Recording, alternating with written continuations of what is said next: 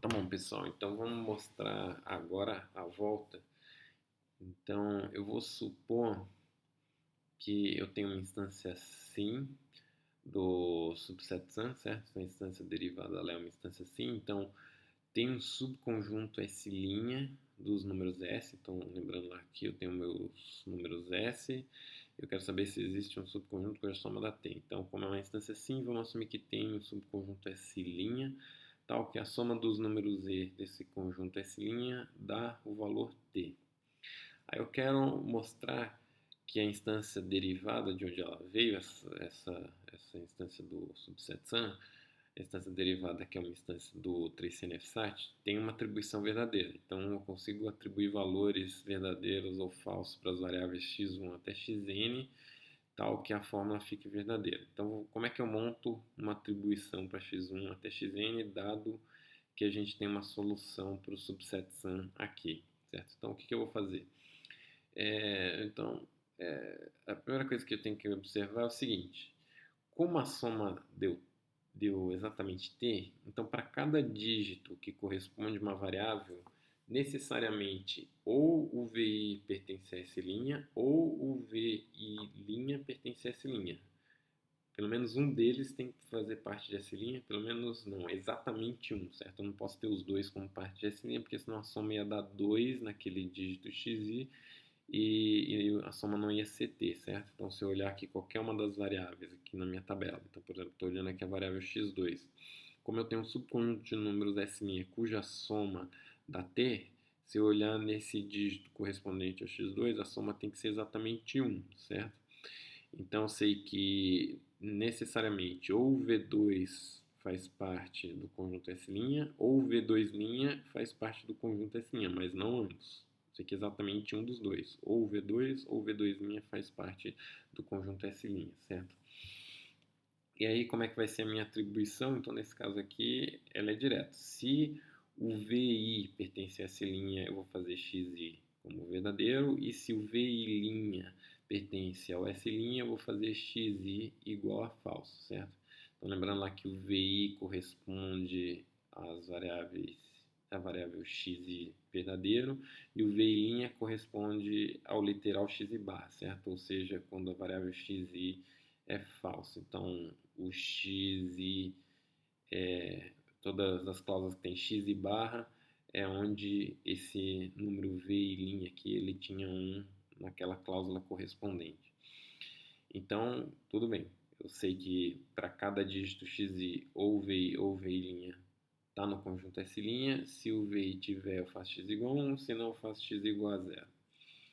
Tá, então a primeira coisa a notar é que a atribuição é consistente, certo? Então, para cada uma das variáveis, eu vou ter ela como 0 ou 1, baseado em qual número que faz parte do conjunto S', se é o VI ou VI'. E aí agora eu quero mostrar que essa atribuição, que a gente viu que é consistente, para cada variável eu estou atribuindo o valor 0 ou 1, eu quero mostrar que ela deixa todas as cláusulas verdadeiras. Então, eu vou pegar uma cláusula CJ aqui e a gente vai mostrar que essa cláusula necessariamente é verdadeira com essa atribuição que a gente fez aqui em cima, certo? Então, a gente sabe que a soma de todos os números lá do conjunto S' é igual a T. Aí uma coisa que vocês têm que notar é o seguinte: se você pegar qualquer dígito que corresponde a uma cláusula aqui, então vamos pegar, por exemplo, a cláusula C2. Então aqui eu vou ter alguns números que têm valores igual a 1 nesse dígito, que correspondem exatamente às variáveis, né, os literais que ocorrem naquela cláusula. E eu sei que existem exatamente 3 literais nessa cláusula. Então eu sei que vai ter 3 números aqui que vão ter um dígito 1 no dígito correspondente a essa cláusula. E aí depois eu vou ter os dois números que correspondem a essa cláusula, que são os números SJ, certo? Então, para a cláusula C2 eu tenho lá os números S2 e o S2'. E do jeito que a gente montou eles, o S2 ele tem 0 em todas as posições, exceto no dígito C2, onde ele vai ter 1, e o S2' ele vai ter 0 em todas as posições, exceto no dígito C2, onde ele vai ter o valor 2.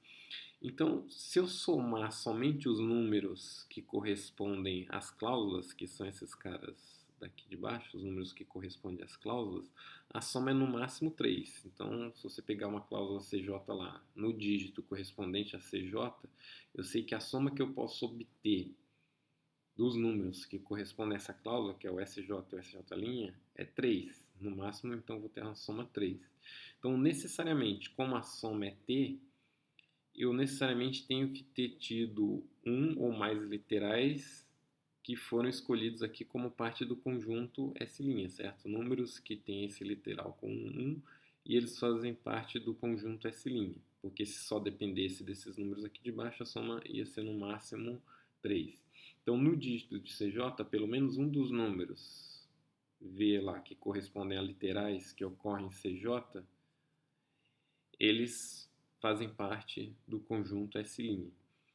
Como eu sei que esse literal aqui ele vai ser verdadeiro pela forma como a gente fez a atribuição aqui, então CJ vai ser verdadeiro.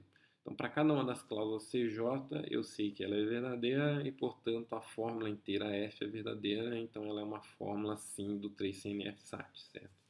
Então, a grande sacada aqui é entender que para cada uma das cláusulas, então, por exemplo, o C2 aqui, a soma dos números que corresponde aos SJs dessa cláusula é no máximo 3, então necessariamente eu tenho que ter incluído algum número aqui de cima que corresponde a um literal que ocorre em C2, e aí, tendo incluído esse número, eu sei que ele vai ser verdadeiro pela forma como eu atribuí os valores verdadeiro ou falso para as variáveis aqui. Então a fórmula é verdadeira se você tiver uma atribuição de números em S' cuja soma dá T. Isso termina, então, a prova da nossa redução em tempo polinomial do 3CNF-SAT para o subset SUM.